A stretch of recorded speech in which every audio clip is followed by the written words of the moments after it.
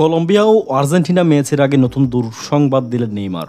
PSG ছেড়ে আল হিলালে যোগ দেওয়ার পর প্রায় পুরো সময়টা ইনজুরির কারণে মাঠের বাইরে কাটিয়েছেন নেইমার। অবশ্যই গত জানুয়ারিতে গড়ের ছেলেই গড়ে ফিরেছেন। আল হিলালের সঙ্গে চুক্তি বাতিল করে শৈশবের ক্লাব সান্তোসে ফিরে আলো ছড়াচ্ছিলেন।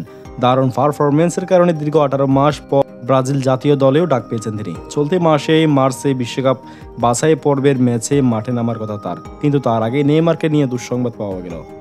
আল হিলাল ছেড়ে নেইমার সান্তোসে যোগ দেওয়ার সময় সৌদি ক্লাবটির তরফ থেকে জানানো হয়েছিল শীর্ষ পর্যায়ে খেলার মতো অবস্থা তার নেই, অর্থাৎ এই ব্রাজিলিয়ান তারকার। কিন্তু তাদের সেই দাবিকে বুড়ো আঙ্গুল দেখিয়ে ব্রাজিলের ক্লাবটি হয়ে পুরো ঝলক দেখাচ্ছিলেন নেইমার।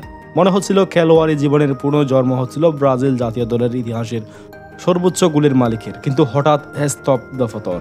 সোমবার 10 মার্চ পাওলিস্তা চ্যাম্পিয়নশিপে সেমিফাইনালে সন্তোষের একাদশে ছিলেন না নেইমার। কারিন্থিয়াসের বিপক্ষে 2-1 গোলে ম্যাচটা হারিয়েও গেছেন তারা। এদিন এমনকি বদলি খেলোয়াড় হিসেবেও নেইমারকে মাঠে নামানো হয়নি। তারপর থেকেই প্রশ্ন দানা বেঁধেছে, এমন মহা গুরুত্বপূর্ণ ম্যাচে কেন নেইমার খেললেন না? উত্তর নিজে দিয়েছেন নেইমার। নতুন করে ইনজুরিতে পড়ছেন এই ব্রাজিলিয়ান তারকা। তিনি বলেন, দুর্ভাগ্যজনকভাবে এই সপ্তাহে আমি ব্যথা অনুভব করেছি, কিন্তু আমি সত্যি দলকে সাহায্য করতে চেয়েছিলাম। কিন্তু সকালের পরীক্ষা নিরীক্ষার পর আমি আবার অস্বস্তি বোধ করছি। তবে নেইমারের ইনজুরি কতটা গুরুতর তা জানা যায়নি।